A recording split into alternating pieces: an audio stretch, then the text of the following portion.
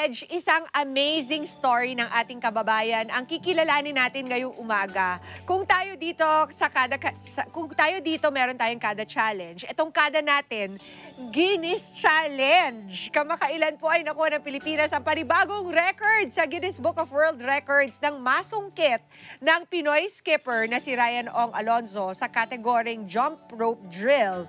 Ito po ay matapos ngang maitala niya ang most number of double underskips in 12 hours.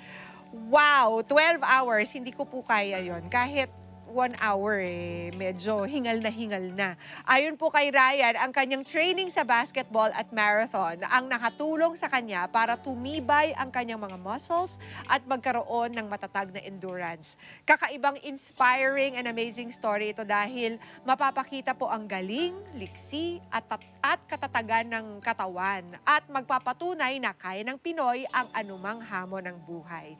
And we are very lucky dahil makasama po natin ngayong umaga ang Guinness record holder, the skip man, Ryan Ong Alonzo. Hi Ryan! Welcome sa Kada Umaga. And first of all, congratulations sa'yo! Thank you po, and good morning. Hi Ryan! Ano ang pakiramdam na isa ka ng Guinness record holder? At ngayon ay ibinabandera mo na ang Pilipinas sa buong mundo. Yeah, syempre napakasaya ko and happy ako kasi nakaka-inspire tayo ng tao. Oo nga, Ryan. Alam kong hindi naging madali para sa iyo ang achievement na yan dahil parang in the middle, I read na nagkaroon ka nga ng cramping. Did you think na, naku, wala na to, all my hopes down the drain? Kasi 12 hours yun, di ba? So, nung 6 hours pa lang, medyo nagka-cramps na yung legs ko. Pero actually, nung 6 hours din, natalo na natin yung record. Kasi dapat gagawin ko is 20,000 para makapag-set tayo ng record. Nung halfway, nagka-cramps na ako. Pero nakapag 21,000 na tayo noon. Kaso, nakaka-sad din kasi syempre, lahat ng hirap ko, ayoko naman na gusto ko pa sana na mas mataas pa yung number ko. Kaso nag-cramps na ako. So, feeling ko medyo humina na ako konti nun. Pero at least after uminom lang ng tubig, i-massage yung legs ko, naging okay na rin. Bakit yan, Ryan, ang napili mong gawing pang-enter mo sa Guinness Book of World Records? Bakit itong challenge? Maraming rason. Isa is feeling ko kaya ko. Okay. That's one. Yes. Another din is gusto ko sana if ever na mapapasok yung pangalan ko sa Guinness, parang gusto ko magandang challenge sana yung nagawa ko. Aha. Kaya naman kahit nalampasan mo na yung 20,000 na dating Guinness record, talagang you pushed it to the limit, dinoble mo. 'Di ba? 40,980 if I'm not mistaken, tama ba? Yes, tama. 40,980. Para mas mahirap na lampasan, 'di ba, Ryan? Buti na lang na doble pa natin kasi naka-recover yung cramps ko eh. Aha. Alam ko, Ryan, na parang by chance mo pa or by accident mo pa natuklasan itong pagsiskip rope mo dahil sa pandemya, tama ba? Yes, tama. Actually, nung pandemic, ang daming nagsimula mag-skipping.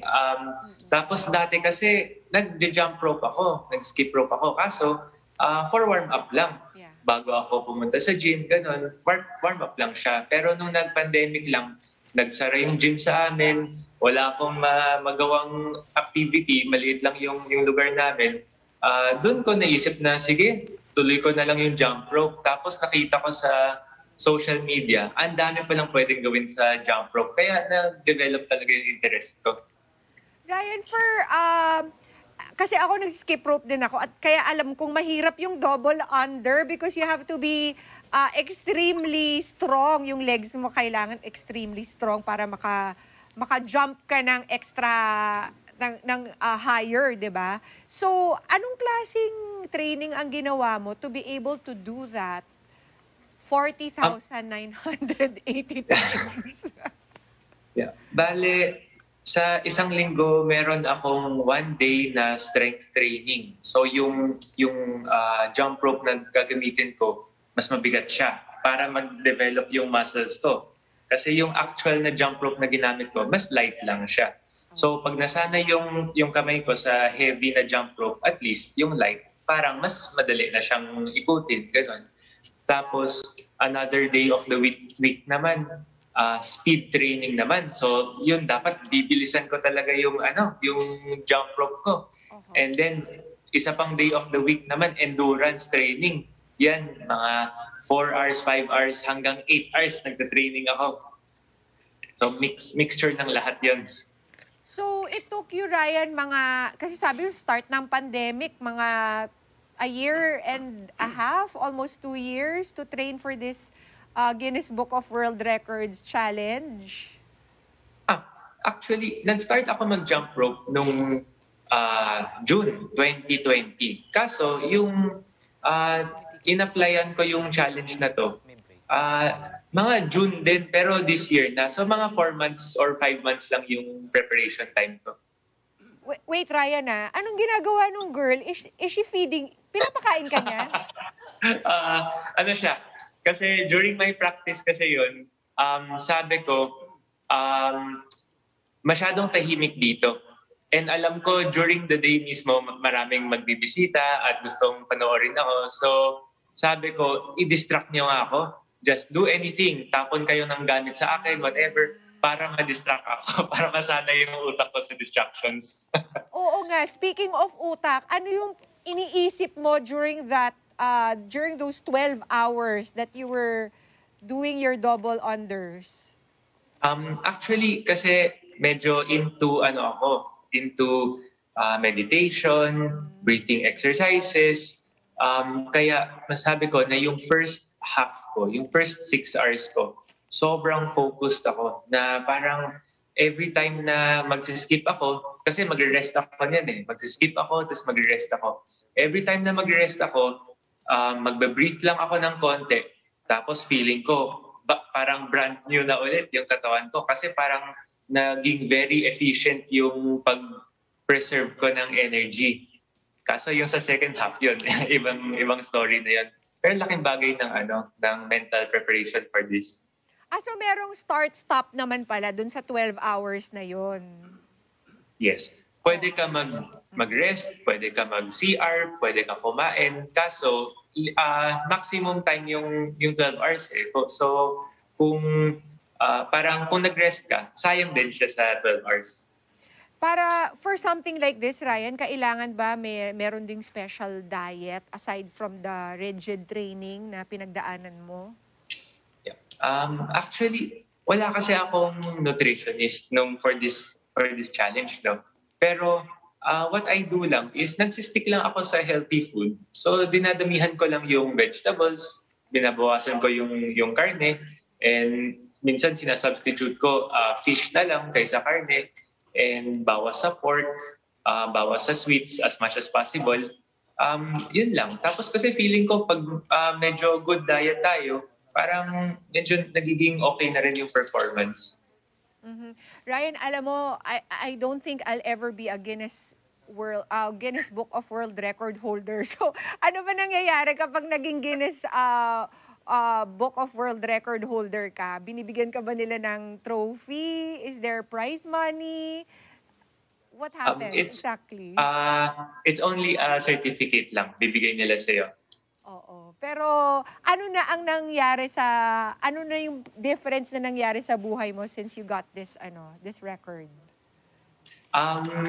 Since this record, pretty much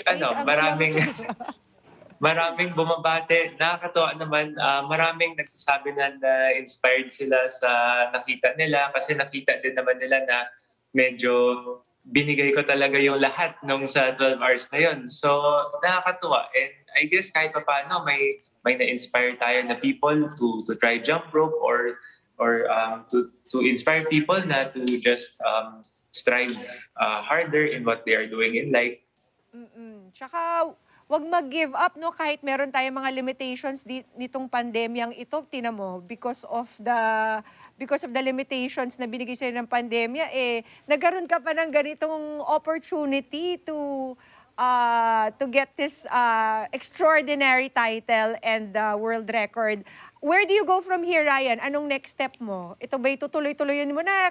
I know that you're a basketball player and also a marathoner. So, kakalimutan mo na ba yon? Well, since the pandemic naman, nag-stop na talaga ako mag-basketball kasi hindi tayo, walang players, di ba? Walang players sa court. Marathon naman, mas mahirap din kasi wala masyadong events for running right now. So, focus lang talaga ako on jump rope. Tapos, I will see na lang what else I can do para makapag-inspire pa tayo ng people in trying this sport and para maging healthy din tayo. Ryan, alam mo, para ma-inspire mo talaga sila, pakitaan mo naman kami, di ba? Marami nanonood dito, mga kada natin na I'm sure gusto rin na makita kung paano mo ginagawa yan. Okay, sige. Demo. Thank you! Demo pa lang sandali. So, papakita ko yung double under. Okay? Dapat ba, Ryan, merong mat na para you protect naman your feet, the soles of your feet, tsaka your knees? Nakita ko parang actually, may mat actually, may rules si Guinness na you cannot jump on a sprung na surface. Kumbaga, hindi pwede yung bouncy na surface.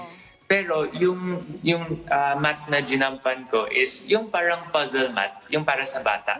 Okay. Na parang protection. At least kahit papaano, hindi masyadong malakas yung impact sa tuhod. Tapos on top of that, meron pa akong mat na ganito. Yan naman, nakaka-help sa rope mismo para hindi mabugbog masyado yung rope. Para medyo smooth siya na PVC na mat. O, ayan na. Para lamang sa inyo, mga kada, ang ating Guinness Book of World Record holder in double unders, Ryan Ong.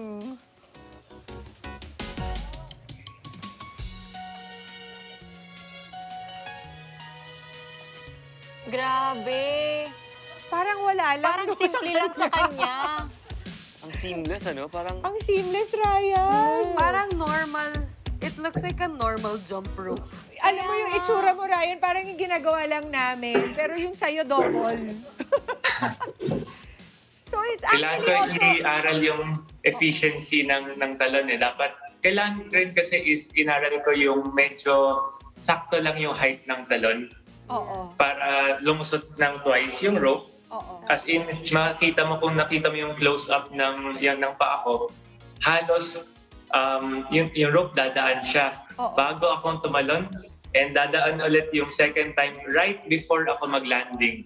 Oo nga Para sulit yung talon niya. Parang kailangan talaga i-zoom in kasi parang sobrang bilis that you really have to look at it more closely. Ano na lang, Ryan, ang mensahe mo sa lahat ng mga Pilipinong nagtiwala na makakaya mo ito?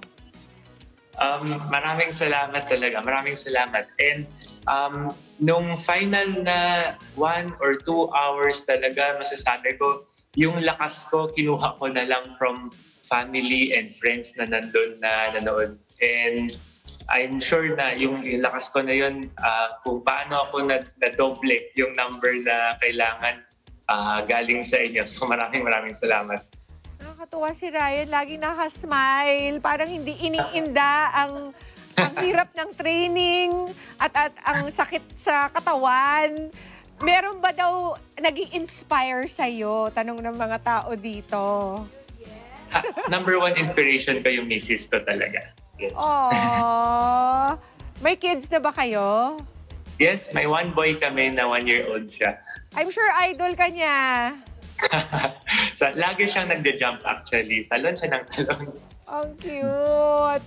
Maraming salamat sa'yo. Guinness record holder pagdating sa jump rope, si Ryan Ong Alonzo. Maraming salamat, Ryan. Mabuhay ka. At sana mas marami ka pang ma-inspire ng mga Pinoy na kayang-kaya natin yan, anumang laban.